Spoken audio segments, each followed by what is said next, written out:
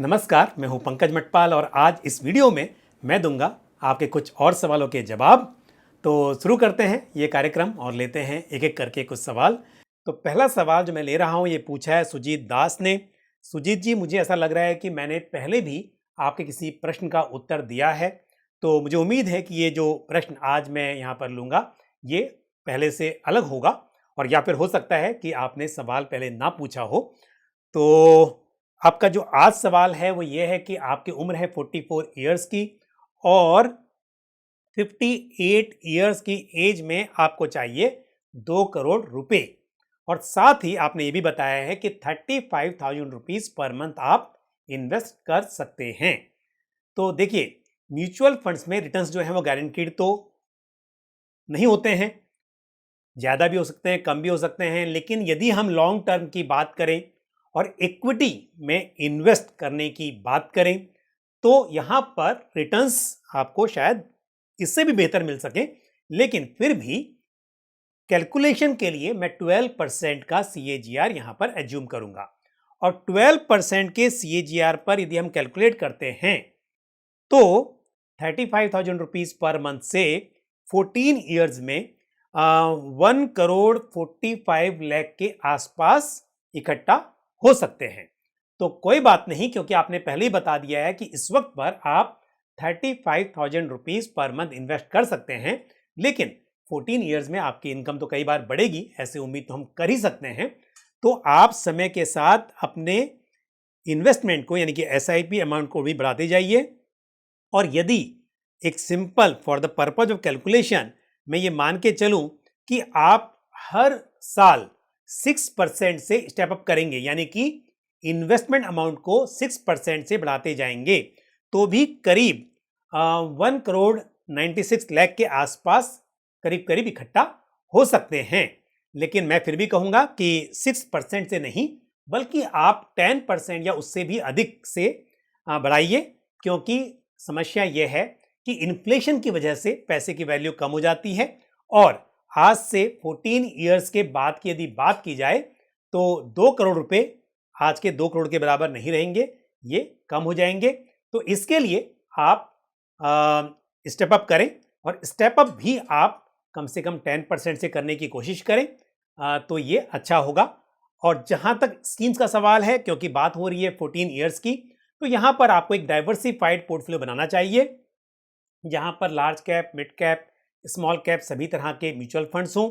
और large cap में आप निफ्टी 50 इंडेक्स फंड कंसिडर कर सकते हैं, जैसे कि Motilal Oswal Nifty 50 index fund, या फिर ICICI Prudential Nifty 50 equal weight index fund.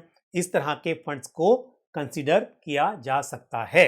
और मिड कैप में again Motilal Oswal mid cap fund अच्छी चॉइस हो सकती है। यहाँ पर स्मॉल कैप की बात करें तो एक्सिस स्मॉल कैप फंड या ICICI prudential small cap fund, इस तरह के फंड को आप कंसिडर कर सकते हैं। तो मेरे हिसाब से large cap, mid cap, small cap सभी तरह के फंड्स में इन्वेस्ट कीजिए, लेकिन स्मॉल कैप में वॉलेटिलिटी यानी कि उतार चढ़ाव की संभावना अधिक रहती है, और यदि आपको इस तरह के उतार चढ़ाव से डर लगता है तो आप एक काम कीजिए, आप स्मॉल कैप फंड लेने के बजाय एक मल्टी कैप फंड ले लें। तो मल्टी कैप से होगा क्या कि मल्टी कैप में स्मॉल कैप का एक्सपोजर मिलेगा आपको, लेकिन क्योंकि उसमें लार्ज कैप और मिड कैप भी रहेगा, तो थोड़ा आपको वहां पर स्टेबिलिटी दिखाई देगी, वो अच्छा हो सकता है। और इसलिए मैं हमेशा कहता हूं कि जब भी सवाल पूछें तो यदि आप मुझे 3 चीज बता दें कि आपका रिस्क एपेटाइट, आपका इन्वेस्टमेंट होराइजन और साथ ही आपका ऑब्जेक्टिव ऑफ इन्वेस्टमेंट, तो थोड़ा और आसानी होती है आपको सजेशन देने में। All the best to you. बढ़ते हैं आगे और लेते हैं अगला सवाल जो पूछा है राज साहू ने। राज जी, आपने बताया कि आप 30 ईयर्स के हैं और आप एक गवर्नमेंट एम्प्लॉय हैं, और 10 साल में नौकरी छोड़ने के लिए 50 लाख का रिटायरमेंट कॉर्पस तैयार करना है। आप 30 साल के हैं और 10 साल में आपको नौकरी छोड़ने का मन है। कोई बात नहीं, लेकिन एक बात बता दो, 50 लाख काफ़ी नहीं होंगे। उसकी वजह यह है कि 30 साल के यदि आप हैं, 10 साल के बाद आप होंगे 40 साल के, और आपको अगले 60 साल और जीना है। तो इसके लिए कम से कम, मैं तो चाहता हूं कि 100 साल से भी अधिक की उम्र हो आपकी, बट 100 साल की भी बात की जाए तो 60 साल आपके पास और होंगे। तो इसके लिए आपको बड़ी पूंजी की जरूरत पड़ेगी। 50 लाख से शायद काम नहीं चल पाएगा, बिल्कुल नहीं चल पाएगा। तो इसके लिए आप बिल्कुल इन्वेस्टमेंट करने पर बात करें। पर हो सकता है कि आपका सवाल ये हो कि 50 लाख से आप कॉर्पस बना रहे हैं, बट 40 साल की उम्र में डेफिनेटली आप घर पे तो नहीं बैठेंगे। तो शायद आपका ऐसा भी प्लान हो कि कुछ और करना चाहें। बट एनीवे, कहने का मतलब यह है कि आपको बड़ी पूंजी जुटाने पर विचार करना चाहिए, उसका प्रयास करना चाहिए। अब कह रहे हैं कि म्यूचुअल फंड पोर्टफोलियो बनाकर हर महीना 20,000 या इसके आसपास का अमाउंट इन्वेस्ट कर सकते हैं आप, ऐसा आपने कहा है। और हाई रिस्क आप ले सकते हैं। हाई रिस्क का ये मतलब होता है कि यदि आप 12-15% की उम्मीद करें रिटर्न्स की और आपका पोर्टफोलियो 10%, 8% से कम हो जाए, तो आपको घबराना नहीं है। क्योंकि मैं एक बात बता देता हूँ, जब मार्केट में तेजी होती है सबको लगता है कि रिस्क लिया जा सकता है, और 10%, 5% ये कुछ ज़्यादा आपको दिक्कत नहीं देता है। लेकिन मान लीजिए किसी का पोर्टफोलियो है 10 लाख का और ये 10% डाउन हो गया, यानी कि 1 लाख रुपया कम हो गया, तब क्या होता है? इन्वेस्टर 10%, 5% नहीं सोचता है, वो सोचता है अमाउंट के टर्म में। और तब जब दिखाई देता है कि 1 लाख रुपया कम हो गया, 2 लाख रुपया कम हो गया, तब बड़ा खराब लगता है। तो इसके लिए हमेशा एक ऐसा पोर्टफोलियो बनाइए जहां पर उतार चढ़ाव की संभावना बहुत ज़्यादा ना हो, ताकि आप लंबे समय तक टिके रहें। अदरवाइज होता यह है कि जब मार्केट गिरना स्टार्ट होता है तो अधिकतर इन्वेस्टर्स मैंने देखा है कि वो एग्जिट कर जाते हैं। बहुत से इन्वेस्टर्स ने मुझे बोला, बहुत से व्यूअर्स ने बोला कि नहीं नहीं, हम तो प्लॉट ले लेंगे, हमें निकल जाना है, यहाँ पे क्या भरोसा है। यहाँ तक मुझे इन्वेस्टर्स ने एक बोला कई बार, क्योंकि हमने तो बहुत बार देखा है मार्केट में गिरावट आई है, तो उन्होंने बोला कि नहीं नहीं, इससे अच्छा तो इंश्योरेंस की पॉलिसी है, ट्रेडिशनल प्लान ले लो, क्या भरोसा है जब हमें पैसे की ज़रूरत होगी उस वक्त पर मार्केट में गिरावट नहीं होगी। तो बहुत सारे फिर ख्याल आते हैं, बहुत सारी उम्मीदें या आकांक्षाएं बन जाती हैं। तो मेरा सजेशन हमेशा होता है कि आपका पोर्टफोलियो ऐसा रहे जहां पर गिरावट कम देखने को मिले, आपको वो ज़्यादा चिंता ना दे, तभी आप लंबे समय तक वहाँ टिके रहेंगे। बट ये बात तय है कि यदि स्मॉल कैप में आप टिके रहेंगे गिरावट में भी, और गिरावट में और इन्वेस्ट करेंगे, तो लंबे समय में आप अच्छे रिटर्न्स की उम्मीद भी कर सकते हैं। बट एनीवे, आपका सवाल ये था कि आप अच्छा रिस्क ले सकते हैं। मैंने उसमें आपको 2-4 बातें और बता दी। और आगे आपने कहा है कि समय में भी आप 2-4 साल और बढ़ सकते हैं, ये अच्छी बात है। और म्यूचुअल फंड पोर्टफोलियो बनाने की कृपा करें, तो आपने मुझे बताया, बिल्कुल मैं आपको हेल्प करूंगा। और कितना निवेश मुझे करना चाहिए और उसका लोकेशन कैसा रहे, तो देखिए आपने पहले ही बता दिया है कि इस वक्त पर 20,000 के आसपास आप इन्वेस्ट कर सकते हैं। चलिए कैलकुलेट करते हैं 12% पे, फिर मैं आपको स्कीम बताऊंगा। तो यदि आप 20,000 रुपीज़ पर मंथ इन्वेस्ट करते हैं, और हम पहले 10 ईयर्स की ही बात कर लेते हैं, तो 10 ईयर्स में 12% के हिसाब से ये बन जाता है 44,80,000। तो अच्छी राशि इकट्ठा हो सकती है। अब यहाँ पर यदि आप इसको 10% से स्टेप अप करें, क्योंकि हर साल की सैलरी बढ़ेगी, आप गवर्नमेंट एम्प्लॉय हैं तो 10% से हर साल नहीं बढ़े, तो हम फिर भी 7% मान लेते हैं। चलिए 7% से इसको इंक्रीज़ करते हैं। कहीं कहीं जब मौका आएगा तो आपके प्रमोशन भी होंगे, तो उस वक्त पर आप ज़्यादा कर लेना। बट मैं 7% का आपको हर साल ये रख लेता हूँ, तो बन जाते हैं करीब 58 लाख रुपीज़। अब हमें चाहिए और भी ज़्यादा, उससे काम नहीं चलेगा। तो आपने कहा 4-5 साल बढ़ा सकते हैं, तो मैं 15 साल कर देता हूँ। आपने 2-4 की बजाय 15 कर देते हैं। तो 15 ईयर्स का यदि आप इन्वेस्टमेंट होराइजन लेकर चलते हैं, 12% का हम रिटर्न यहाँ पर एक्सपेक्ट करते हैं, 7% से आप स्टेप अप करते हैं, तो करीब 1,39 लाख के आसपास इकट्ठा हो सकते हैं। और मैं उम्मीद करूंगा कि जो स्कीम मैं आपको बताऊंगा वहां पर आपको 12% नहीं, उससे ज़्यादा मिल सके। बट कैलकुलेशन के लिए हम 12% लेके चलेंगे, तो इतना तो आप कर ही लीजिए। अब बात आती है स्कीम की, क्योंकि नज़रिया 15 साल या 10 से 15 साल का है, तो एक लार्ज कैप तो आप जरूर रखिए, और लार्ज कैप में आप निफ्टी 50 फंड को ही शामिल कीजिए, उतना काफ़ी है। तो लार्ज कैप के लिए आप ICICI Prudential Nifty 50 equal weight index fund या Aditya Birla Sun Life Nifty 50 equal weight index fund को कंसिडर कर सकते हैं। दूसरा फंड होगा एक mid cap fund. Mid cap में आपके पास Motilal Oswal mid cap fund, इसको आप कंसिडर कर सकते हैं। स्मॉल कैप के अंदर एक्सिस स्मॉल कैप फंड अच्छा रहेगा, या फिर आप Nippon India small cap fund को भी कंसिडर कर सकते हैं। तो ये हो गए आपकी स्कीम्स। और साथ ही एक इंटरनेशनल फंड को भी आप शामिल कीजिए। और इंटरनेशनल फंड में आप नेस्डेक 100 फंड को कंसिडर करें, तो जैसे आईसीआईसीआई प्रूडेंशियल नेस्डेक 100 फंड है, या फिर कोई भी दूसरा नेस्डेक 100 फंड ऑफ फंड हो सकता है। तो एक नेस्डेक 100 फंड को आप शामिल कर लें। तो 4 स्कीम आपके पास है। अब बात रही कि कितना इन्वेस्ट करें।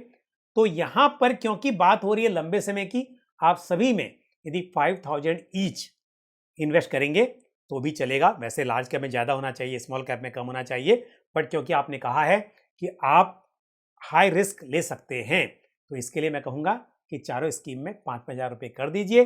20,000 हो गया। और जैसे मैंने कहा कि स्टेप अप ऑप्शन आप जरूर लें, और आप 10 की बजाय 15 साल का टारगेट लेकर चलें, तो थोड़ा अधिक पैसा आपके पास इकट्ठा हो पाएगा। All the best to you. अब लेते हैं अगला सवाल जो पूछा है मिहिर ने। मिहिर, आपने बताया कि आपकी उम्र है 35 ईयर्स और करंट पोर्टफोलियो है आपका 18 लाख का, साथ में 44,000 की एसआईपी चल रही है, और 5,000 से हर साल एसआईपी अमाउंट को आप बढ़ाते रहेंगे। और आपने स्कीम बताई है ICICI prudential multi asset fund में 14,000, एचडीएफसी बैलेंस एडवांटेज फंड में 5,000, मेरे असेट ईएलएसएस में 5,000, पराग पारिक फ्लेक्सी कैप में 5,000, Motilal Oswal mid cap fund में 5,000, निपॉन इंडिया स्मॉल कैप में 5,000 और Aditya Birla Sun life digital India fund में 5,000 रुपीज़। तो यहाँ पर आपके पास में 7 फंड हैं। इन्वेस्टमेंट आपका फ्लेक्सी कैप के जरिए लार्ज कैप में हो रहा है, इंटरनेशनल भी हो रहा है, मिड कैप है, स्मॉल कैप है, एक आपके पास में ये भी है टेक्नोलॉजी फंड, और साथ में आपके पास हाइब्रिड फंड्स भी हैं। लेकिन टारगेट की बात करें तो आपका टारगेट है 10 साल में 1 करोड़ रुपए। देखिए, यदि मैं ये कैलकुलेट करूं कि जो आप इन्वेस्ट कर रहे हैं उससे 10 साल में 1 करोड़ रुपया इकट्ठा हो सकता है, यदि 12% भी मैं कैलकुलेट करूं। बट उसके 15 साल के बाद आपको चाहिए अगेन 10 करोड़, क्योंकि आज से 25 साल के बाद मतलब हुआ कि आज से 10 साल के बाद फिर 15 साल बचेंगे, और उसमें आपको करने होंगे, उसमें एक्यूमुलेट करना होगा 10 करोड़ रुपए, जो कि यहाँ पर डिफिकल्ट लग रहा है। तो पहली बात तो यह है कि कोई बात नहीं, आप जो कह रहे हैं कि 5,000 से हर साल आप बढ़ाएंगे इन्वेस्टमेंट को, 5,000 से नहीं, आप परसेंटेज टर्म में सोचिए। क्योंकि आज की तारीख में 5,000 बड़ा लग रहा है आपको कि अगले साल 5,000 ही बढ़ाऊंगा, कितना और बढ़ा पाऊंगा। लेकिन आज से 10 साल के बाद, 5 साल के बाद में आप 5,000 क्यों बढ़ाएंगे? आपकी सैलरी बढ़ेगी, आपकी इनकम बढ़ेगी, जो भी आपका व्यवसाय हो या आपका एम्प्लॉयमेंट हो, इनकम तो बढ़ेगी, ऐसी उम्मीद तो हमें करनी चाहिए। और ऐसे में आप 5,000 पर मत रुकिए, आप परसेंटेज में सोचिए कि हर साल 10%, 15% से आप इन्वेस्टमेंट को बढ़ाते रहेंगे, तो आप बिल्कुल अपने लक्ष्य को प्राप्त कर पाएंगे, ऐसी उम्मीद कर सकते हैं। तो ये ध्यान रखिए। दूसरी बात, जहाँ तक सवाल है स्कीम्स का, तो यहाँ पर थोड़ा सा आपके पोर्टफोलियो में हाइब्रिड फंड्स में एलोकेशन थोड़ा अच्छा है, क्योंकि मल्टी एसेट फंड में 14,000 रुपीज़ हैं आईसीआईसीआई प्रूडेंशियल के, और एचडीएफसी बैलेंस एडवांटेज में 5,000 है। तो अच्छा पोर्टफोलियो है। यदि आपको जोखिम बहुत ज़्यादा नहीं लेना है तो ये ठीक है। और यदि थोड़ा सा आपका रिस्क एपेटाइट अच्छा है और 10 साल का समय भी है, तो मेरे हिसाब से यदि आप मल्टी एसेट में कम कर लें और उसके बजाय आप फ्लेक्सी कैप में बढ़ा लें, पराग पारिक फ्लेक्सी कैप फंड में, या फिर आप कोई एक large cap index fund consider कर लें तो अच्छा होगा, जैसे ICICI prudential Nifty 50 equal weight index fund. इस तरह से आप एक फंड बढ़ा सकते हैं। वैसे भी कहा है आपने कि कोई नया फंड आपको लेना चाहिए या फिर एग्जिस्टिंग स्कीम में एसआईपी बढ़ानी चाहिए। तो मैं कहूँगा एग्जिस्टिंग स्कीम में आप कर सकते हैं। ओनली सिर्फ एक सजेशन है कि जैसे मैंने कहा कि मल्टी एसेट एलोकेशन में कम करना हो तो फिर आप एक लार्ज कैप फंड ऐड कर सकते हैं। अदरवाइज आप इन्हीं स्कीम में एसआईपी अमाउंट को बढ़ा सकते हैं। स्कीम सभी अच्छी हैं। All the best to you. अगला सवाल जो मैं ले रहा हूँ ये पूछा है सर्वोत्तम शेट्टी ने। सर्वोत्तम जी, आपने बताया है कि आपके पोर्टफोलियो में है HDFC mid cap opportunities fund, जिसमें आप 1,000 रुपीज़ की एसआईपी कर रहे हैं। HDFC large and mid cap fund में 2,500, कोटक इमर्जिंग इक्विटी फंड में 2,500 और ICICI prudential blue chip fund में 2,500। तो एक लार्ज मिड कैप फंड, एक मिड कैप फंड, एक लार्ज कैप फंड और एक again mid cap, 2 mid cap fund हैं। ओके, 12 साल के लिए आपका इन्वेस्टमेंट है और 10% से स्टेप अप करेंगे। गोल है आपका 80 लाख का और 4,35,000 रुपया ऑलरेडी अमाउंट इकट्ठा हो चुका है। ये आपने बताया है और स्कीम के आपने डिवाइड भी करके बताया हुआ है। फंड्स अच्छे हैं कि नहीं? बिल्कुल बहुत अच्छे फंड्स हैं आपके पास, कोई दिक्कत नहीं है। अच्छे फंड्स हैं। स्मॉल कैप मिसिंग है, आपने यदि स्मॉल कैप में पहले से इन्वेस्ट किया होता तो हमने देखा कि अच्छी रैली थी, अच्छा पैसा बना होता, पर फिर भी हम 12 साल की बात कर रहे हैं, तो भले ही अभी ना करें, क्योंकि इस वक्त पर तो मैं स्मॉल कैप में बहुत तेज़ी की उम्मीद नहीं कर रहा हूँ, क्योंकि पहले ही हमने अच्छी रैली देख ली है। लेकिन 1 साल के बाद या जब थोड़ा करेक्शन आए या वैल्यूएशन ठीक हो जाएँ, तो उसके बाद में आप स्मॉल कैप में भी थोड़ा इन्वेस्टमेंट करें। स्मॉल कैप फंड अपने पोर्टफोलियो में ज़रूर शामिल करें, ये आपको करना चाहिए। और एक इंटरनेशनल इक्विटी फंड भी मिसिंग है आपके पोर्टफोलियो में, वो भी आपको शामिल करना चाहिए। तो ये मेरी राय है। बाकी पोर्टफोलियो अच्छा है। अगर बात करें 12 साल में कितना पैसे इकट्ठा हो सकता है, तो मैं कैलकुलेशन कर देता हूँ आपके लिए अभी। 4,35,000 ऑलरेडी आपके पास में है। आपकी एसआईपी का अमाउंट है 8,500 पर मंथ की आप एसआईपी कर रहे हैं। अगेन 12% मैं कैलकुलेट कर रहा हूँ और 10% से आपने भी कहा है कि आप स्टेप अप करेंगे, तो 12 ईयर्स में आपके पास लगभग 58 लाख रुपीज़ इकट्ठा हो सकते हैं। और आपका टारगेट है 80 लाख का, तो आपको अपना इन्वेस्टमेंट बढ़ाना होगा।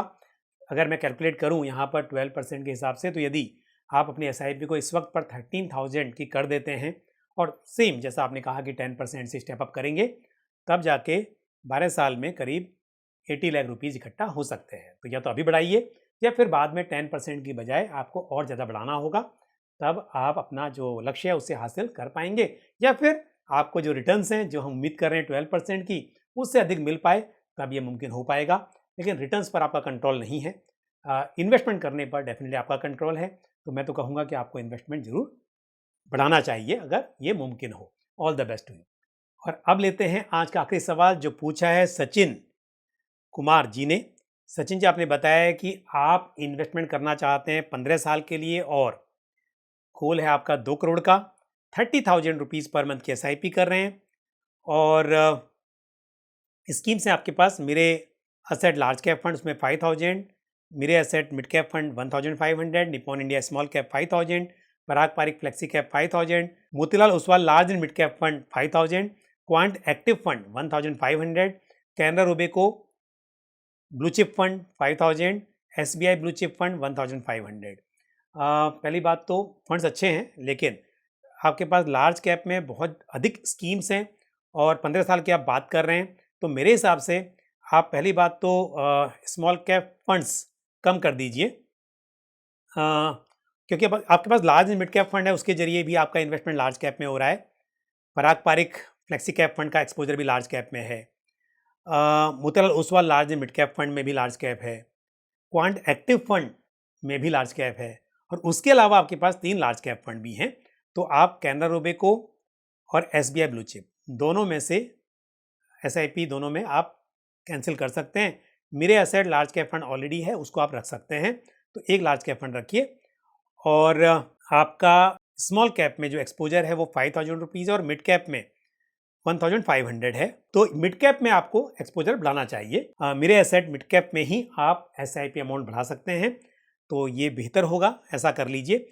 और हाँ, क्योंकि मेरे एसेट मिड कैप फंड है, तो पहले मैंने कहा था कि मेरे एसेट लार्ज कैप फंड को रहने दीजिए और कैनरा रुपे को ब्लू चिप फंड में से आप निकल जाइए। लेकिन आप उल्टा कर सकते हैं, क्योंकि एक ही फंड हाउस का लार्ज कैप और मिड कैप रखने की बजाय आप ऐसा भी कर सकते हैं कि मेरे का आप मिड कैप फंड रखिए, उसमें एसआईपी अमाउंट को बढ़ा दीजिए और Canara Robeco blue chip fund आप कंटिन्यू कर सकते हैं और मेरे एसेट लार्ज कैप फंड को आप डिसकंटिन्यू कर सकते हैं। तो फंड्स भी कम हो जाएंगे, एलोकेशन भी ठीक हो जाएगा, ये बहुत ज़रूरी है। तो फिर से रिपीट कर देता हूं, आपके पास रहेगा Mirae asset mid cap fund, Nippon India small cap fund, Parag Parikh flexi cap fund, Motilal Oswal large mid cap fund, Quant active fund को भी कंटिन्यू कीजिए, अमाउंट बढ़ा लीजिए उसके उसमें आप, और Canara Robeco blue chip equity fund, ये फंड्स रहेंगे। एसबीआई ब्लू चिप फंड से आप निकल जाएंगे और साथ ही मेरे एसेट लार्ज कैप फंड से भी आप निकल जाएंगे। ये 2 फंड्स आप कम कर लीजिए, तो एटलीस्ट 8 में से 2 फंड निकल जाएंगे, तो आपके पास रह जाएंगे 6 फंड्स। और अब बात करते हैं अमाउंट का। 30,000 रुपीज़ पर मंथ यदि आप इन्वेस्ट कर रहे हैं और 15 ईयर्स के लिए, तो 12% के CAGR पर यदि मैं कैलकुलेट करूं, तो ये बन पाएगा 1 करोड़ 43 लाख के आसपास। आपका टारगेट है 2 करोड़ का, तो इसके लिए आपको 7% से हर साल अपने इन्वेस्टमेंट अमाउंट को बढ़ाना होगा, तब ये मुमकिन है। और मैं कहूँगा कि 7% से नहीं, बल्कि यदि पॉसिबल हो तो 10% या उससे भी अधिक परसेंट से आप अपने इन्वेस्टमेंट को हर साल बढ़ाएं, क्योंकि 15 साल के बाद पैसे की वैल्यू आप समझ सकते हैं कि कम हो जाएगी। तो यदि 2 करोड़ नहीं, उससे भी बड़ा अमाउंट इकट्ठा होगा तो ये और भी बेहतर होगा। लेकिन जैसा आपने टारगेट लिया है 2 करोड़ का, तो उसके लिए आपको कम से कम 7% से हर साल अपने इन्वेस्टमेंट अमाउंट को बढ़ाना चाहिए। All the best to you. तो आज जिन सवालों के मैंने उत्तर दिए, मुझे उम्मीद है कि वो ठीक से आपको समझ में आ गए होंगे। इसी तरह से आपका कोई भी सवाल या सुझाव हो तो आप कमेंट बॉक्स में पोस्ट कर सकते हैं। और इसी के साथ मुझे दीजिए इजाजत, अगले वीडियो में फिर आपसे मुलाकात होगी। थैंक यू, जय हिंद। म्यूचुअल फंड निवेश बाजार जोखिमों के अधीन है। योजना से संबंधित सभी दस्तावेजों को ध्यान से पढ़ें।